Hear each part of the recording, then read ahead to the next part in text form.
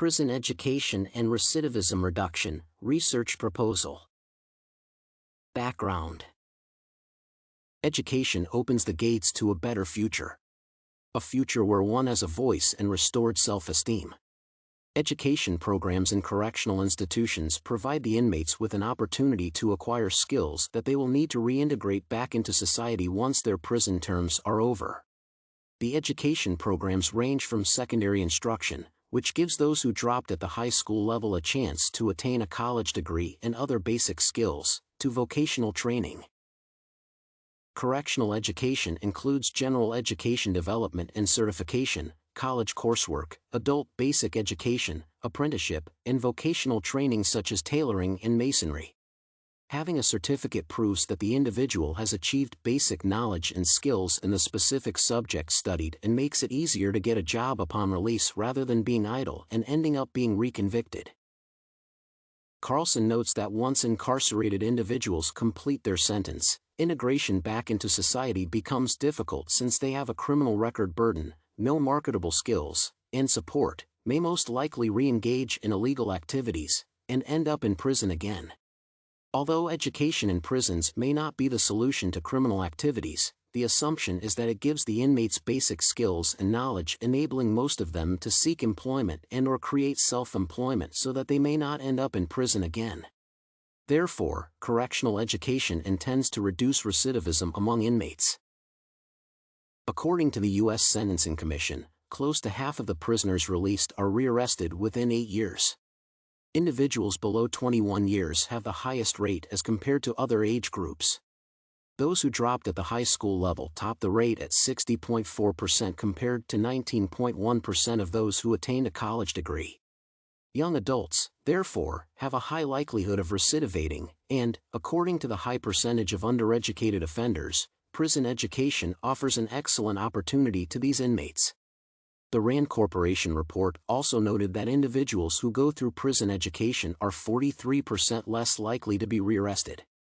Apart from recidivism, educational programs also provide outcomes that can be passed on to the next generation. For instance, a child raised by educated parents is less likely to engage in criminal activities than a child brought up by undereducated parents. Review of literature. Mass imprisonment turns out to be one of the social problems the U.S. is facing. This is indicated by statistics showing the U.S. as the leading country globally, with most of its citizens residing in prison. A higher percentage of the inmates have low academic levels, high illiteracy, and disability, which increases their likelihood of incarceration. Unfortunately, upon completion of the prison sentence without having undergone the education programs, these inmates come out with no more skills to fit in society and reoffend. The OCECA recidivism study focused on pre-released male prisoners who had taken part in educational programs from a prison in Maryland, a similar group from a medium prison in Minnesota, and another group from an Ohio prison. Based on the categories of reconvicted, rearrested, and reincarcerated, for each state, those who had participated in the education programs had reduced reoffending rates and increased employment rates compared to the other matched groups. From this study, educational programs in correctional institutions reduced the risk of reoffending. Putting more effort into educating prisoners prevented the reconviction of many prisoners. From the study, $1 million spent on educating prisoners correlated to 600 crimes prevented compared to $1 million spent on incarceration and prevented only 350 crimes.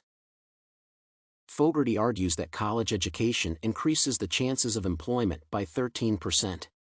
This further suggests that educational programs cut the cost for each educated inmate as it is cheaper than reincarceration. Pelletier's study revealed that employment chances were increased by 11.5% for prisoners who attained a post-secondary degree compared to those who only had a high school education. Post-secondary education also had reduced rates of reconviction, rearrest, reincarceration, and revocation among released prisoners. Carlson estimates that 2.3 million U.S. citizens who are a minority, undereducated, and low social income are in prison while 4.7 million are on parole or probation. This indicates incarceration has increased by 500% since 1972, and, on the other end, an increase in the annual cost to the nation. It further adds that it is more costly to maintain a prisoner who will be back again after 3 to 8 years of release. Therefore, it is better to educate the prisoner and reduce the chances of being convicted again. According to a study conducted by RAND Corporation, the reconviction rate is lower in individuals who have gone through education programs in prison. Further analysis of documents by the corporation on the relation between reoffending and unemployment suggests that educational programs in prison are related to lower chances of recidivism and increase the likelihood of employment and self-employment. Since individuals under 21 years have a higher likelihood of recidivism, they can gain much from the education programs, enhance their self-esteem, and gain self-awareness. Education programs in prison have had success in reforming inmates to better people. In 2017, the New York government awarded money to New York University and Cornell University to offer education in prisons. Other than the state, individuals have also played a role in ensuring reforms within the prisons. For example, PD Green program sends experienced volunteers to educate prisoners aiming at achieving a post-secondary degree and advocating for prison education. Often, factors such as financial bankruptcy and adverse family situations contribute to criminal acts. Therefore, when an inmate is allowed to reform such as through education, it dawns upon them to commit to a better life.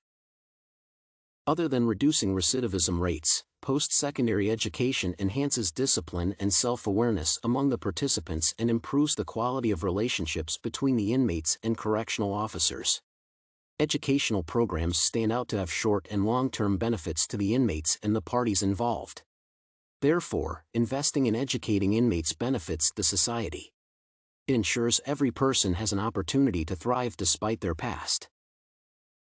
Problem statement and theoretical framework. Problem statement: inmates who do not engage in education programs may have higher chances of recidivating. Theory: education programs should equip prisoners with the basic skills and knowledge needed to prevent recidivism. Variables and hypothesis.